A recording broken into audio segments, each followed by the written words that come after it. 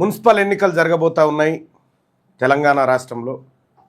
Voter మహాశయులందరికీ చేతులు జోడించి నమస్కరిస్తూ, తెలంగాణ రాజ్యాధికార పార్టీకి ఓట్లు వేయడం అనేది అత్యంత కీలకం.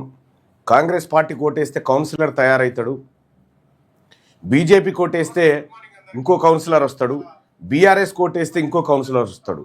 కానీ తెలంగాణ రాజ్యాధికార పార్టీకి ఓటేస్తే బీసీ ఉద్యమం ఊపందుకుంటుంది, బీసీ ఆత్మగౌరవం నిలబడుతుంది, బీసీల అధికారం కోసం డిమాండ్ పెరుగుతుంది.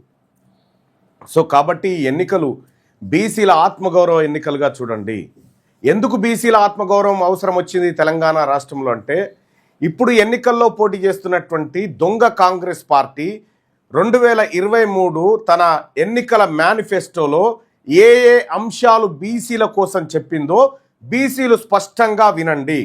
నేను చెప్పబోయేటువంటి అంశాన్ని మీరు బేరీజ్ వేసుకోండి, మీకు మీరే ఆలోచించుకొని చెప్పండి.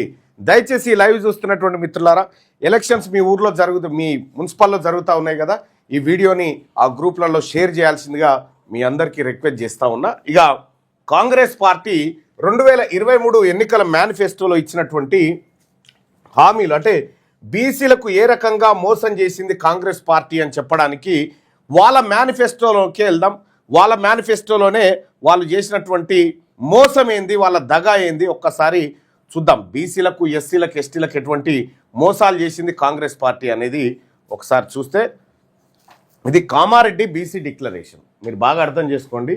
ఎందుకు కాంగ్రెస్ పార్టీని బొందబెట్టాలి, ఎందుకు రేవంత్ రెడ్డి ప్రభుత్వాన్ని పాతాళానికి తొక్కాలి, ఎందుకు కాంగ్రెస్ ఉనికి లేకుండా చేయాలి బీసీలు అంటే, ఇగో కామారెడ్డి బీసీ డిక్లరేషన్ 2023లో కాంగ్రెస్ పార్టీ రిలీజ్ చేసిన మేనిఫెస్టోలో కులగణన బీసీ కమిషన్ నివేదిక ఆధారంగా అధికారంలోకి వచ్చిన 6 నెలల్లోపే బీసీల రిజర్వేషన్ల పెంపు చేసిందా? మీరు కామెంట్ రూపంలో తెలియజేయండి బాయ్సబ్. అధికారంలోకి వచ్చిన 6 నెలల్లో బీసీల రిజర్వేషన్ పెంచుతాము, 42% రిజర్వేషన్ పెంచుతామని కాంగ్రెస్ పార్టీ ఎన్నికల మేనిఫెస్టోలో రేవంత్ రెడ్డి చెప్పిండు. 42% రిజర్వేషన్ పెంచుతామని. తీరా ఏమైందా రిజర్వేషన్ అంటే, ఏం పీక్కుంటారో పీక్కోరు బీసీలు, నేను ఇయ్యపో కాంగ్రెస్ పార్టీ ఇయ్యది 42% రిజర్వేషన్ అని చెప్పేసిండు.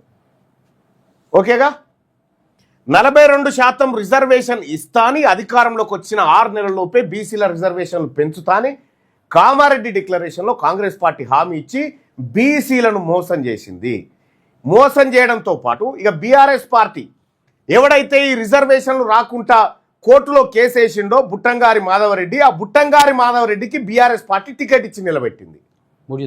మూడుజింతలపల్లి ఇక్కడ కేశవపురం విలేజ్ నుంచి టికెట్ ఇచ్చి నిలబెట్టింది. ఇప్పుడు అంటే ఇటు బీఆర్ఎస్ పార్టీ, కాంగ్రెస్ పార్టీ వీళ్ళిద్దరు కూడా బీసీలకు మేము రిజర్వేషన్లు ఇవ్వమని చెప్తా ఉన్నారు. వాస్తవానికి రాష్ట్రపతి ఆమోదంతో జరగాల్సినటువంటి ప్రక్రియను బీజేపీ అడ్డుకుంది. క్లియర్గా బండి సంజయ్ గారే చెప్పిండు, మేము ఇయ్యం రిజర్వేషన్, ఏం చేసుకుంటారో చేసుకోపోని. ఈ 3 పార్టీల భాగోత్తం మీరు చూడండి. ఇక్కడ కులగణన బీసీ కమిషన్ నివేదిక ఆధారంగా అధికారంలోకి వచ్చిన 6 నెలల్లోపే బీసీ రిజర్వేషన్లు పెంపనంటే, వీళ్ళు పెంపు చేయకుండా తప్పుడు లెక్కలు చేసి ఈయనే కదా తగలబెట్టింది. పార్టీ నుంచి సస్పెండ్ చేసినా కూడా నేను బీసీల పక్షాన్ని నిలబడతా అని చెప్పి ఇటు వచ్చి నిలబడ్డా. మరి ఓటింగ్లో పాల్గొంటున్నటువంటి బీసీ సోదరులారా, ఇది ఒక్కసారి మీ మనసులోకి తెచ్చుకోండి, మనల్ని మోసం చేసినోడు ఎవడో. రెండోది, కొత్త స్థానిక సంస్థల్లో ప్రస్తుతం ఉన్న బీసీ రిజర్వేషన్లు 23 నుంచి 42 పెంపన్నాడు. లోకల్ బాడీ ఎన్నికల్లో బీసీల రిజర్వేషన్లు 23 నుంచి 42 పెంచుతా అని హామీ ఇచ్చి ఉన్న 23ను 17కు తీసుకొచ్చిండు. ఎవరు? రేవంత్ రెడ్డి. ఉన్న 23ను 17కు తెచ్చిండు. రిజర్వేషన్లు పెంచుతా అని ఉన్న రిజర్వేషన్లు తీసేసినటువంటి దొంగ ప్రభుత్వం కాంగ్రెస్ పార్టీ ప్రభుత్వం.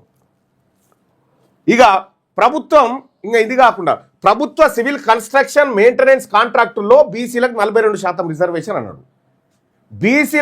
బీసీ కాంట్రాక్టర్లకు 42% రిజర్వేషన్ ఇస్తాం కాంట్రాక్టులలో అని చెప్పి ఇయ్యకుండా రేవంత్ రెడ్డి బొమ్మార్దికి, సృజన్ రెడ్డికి, మెగా కృష్ణారెడ్డికి, మెగా శ్రీనివాస్ రెడ్డికి, జానారెడ్డి కొడుకులకు, ఈ రెడ్లందరికీ ఈ కాంట్రాక్టులు పంచుకుంటా బీసీ కాంట్రాక్టర్లకు ₹1 ఇయ్యలే ఈ దొంగ ప్రభుత్వం. ఇది కామారెడ్డి డిక్లరేషన్లో ఇచ్చిన హామీలు. ఈ 3 ఫెయిల్ అయినాయి కదా, మూడిట్లో ఏది చేయలేగా. ఇక ఇది చూడండి, బీసీ సప్లాన్ తగినన్ని నిధులు మంజూరు చేసేందుకు మొదటి అసెంబ్లీ సెషన్లోనే బీసీ సప్లాన్ పెడతాం. మొదటి అసెంబ్లీ సెషన్లోనే చట్టబద్ధమైన హోదాతో మహాత్మా జ్యోతిరావు పూలే బీసీ సప్లాన్ ఏర్పాటు చేసిరా. మొదటి సమావేశం అయిపోయా, 2 అయిపోయా, 3 అయిపోయా, 4 అయిపోయా, 5 అయిపోయా, 6 సమావేశాలు అయిపోయినాయి. ఇప్పటి వరకు బీసీ సప్లాన్ గురించి నోట్లకని మాట రాలే. నేనే శాసన మండలిలో ఉన్న మాకు సప్లాన్ కావాలని చెప్పిన, మాకు సప్లాన్ కావాలని చెప్పిన. కుక్కిన పేర్లు లెక్క కూర్చున్నారు కదా ఇదే కాంగ్రెస్ వాళ్ళు, బీఆర్ఎస్ వాళ్ళు. ఒక్కడన్నా లేచి అడిగిండా సప్లాన్ కావాలని? బీసీ సప్లాన్ ఇస్తామని మోసం చేసిన దొంగ కాంగ్రెస్ పార్టీకి ఈ ఎన్నికల్లో ఏం చేయాలి ఒక్కసారి ఆలోచన చేయండి. బీసీలారా, బీసీ పుట్టుకనే పుట్టినాం కదా.